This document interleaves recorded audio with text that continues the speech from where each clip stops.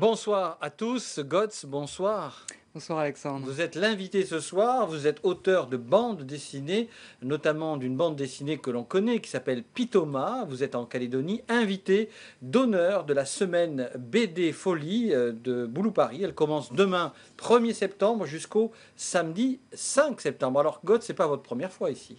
Non, c'est ma troisième visite sur le Caillou. Chaque fois pour cette occasion-là? J'ai été invité déjà une fois au festival de BD de Boulou Paris. J'avais beaucoup aimé, donc ça c'est fait que je suis très content d'être de nouveau ici.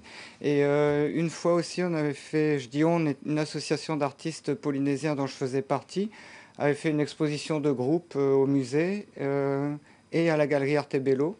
Il y a quelques années de ça, donc j'étais venu aussi pour faire l'exposition. J'étais resté une semaine au musée, j'avais aussi beaucoup aimé l'ambiance. Alors, on vous connaît parce que d'abord, vous vivez en Polynésie depuis 24 ans, donc vous êtes un voisin avec la Calédonie, Oui. et parce que vous faites une bande dessinée qui s'appelle Pitoma. Donc voici Pitoma, c'est la bande à Pito en fait, hein, Voilà, c'est ça. c'est ça. Il y a 5 personnages principaux et ça ressemble un peu à la BD, enfin la Brousse en folie, non? Oui, c'est enfin la brousse en folie existait déjà avant que je crée Pitoma et j'étais inspiré par ce que faisait Bernard Berger, Et que tous vos j'apprécie personnages beaucoup d'ailleurs. sont un peu caricaturaux, ont leur travers, ils sont un peu bruts comme ça et ils disent des choses sympas. Voilà, c'est des petites histoires de fond de vallée, donc on ne parle pas énormément de politique, mais c'est des petites histoires qui se passent comme ça dans les îles. C'est des petits gags, c'est humoristique, c'est une page, une histoire drôle par page.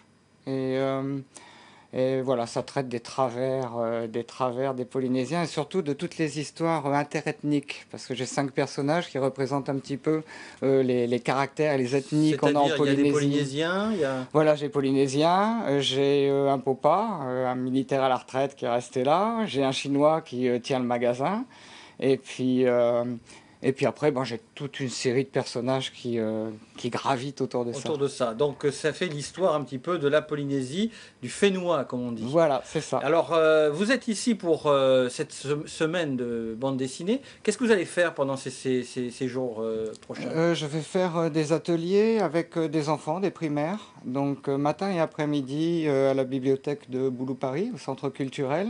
Et je suis assez libre a priori sur ce que je vais faire, donc je pense que je vais les faire dessiner parce que les petits aiment ça, ils adorent ça, puis ils sont en prise directe, ils n'ont pas peur. Donc on va leur donner des feutres, on va leur faire dessiner, je vais leur faire dessiner des personnages. On va rigoler aussi, parce que moi j'aime bien rigoler avec les enfants, c'est important.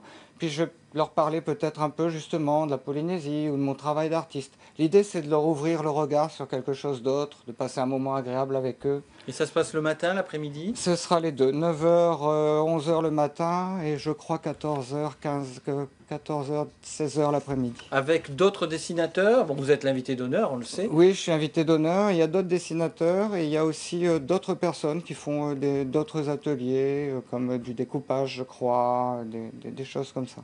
D'accord. Et donc tout ça s'achève par une séance de dédicaces. Oui, donc moi je fais une séance de dédicace le samedi 5 et où venez nombreux dédicacer les albums de Pitoma et puis j'ai amené pour l'occasion des t-shirts, quelques produits comme ça.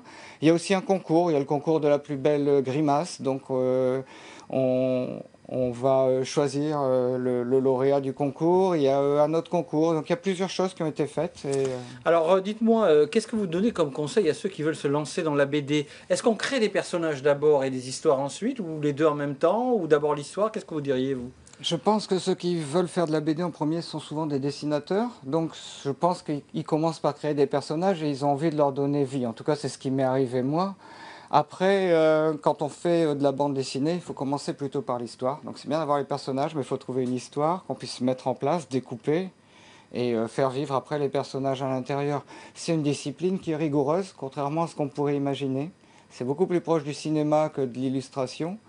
Et Puis après, il faut trouver quelqu'un qui va publier. J'allais en venir là. Le plus difficile, c'est pas de faire de la bande dessinée, c'est d'arriver à la publier et quelquefois d'arriver à en vivre. Et là, c'est du sport, je vous garantis. Et vous, vous en vivez? Non, mais Bon. je suis artiste peintre, j'ai d'autres cordes à mon arc. C'est vrai, vous êtes artiste peintre et vous faites de l'acrylique, hein, vous m'avez dit. Et ce sont des tableaux un petit peu expressionnistes sur le corps, etc. Voilà, j'utilise beaucoup de choses. Le corps n'est qu'un support. Après, je parle de métaphysique. En tout cas, merci Gods pour avoir accepté notre invitation. Bonne semaine de la bande dessinée avec des ateliers des jeunes. Merci pour avoir accepté notre invitation. On peut revoir l'entretien sur votre site internet. Il s'affiche au bas de votre écran. Restez avec nous. L'Info Soir continue.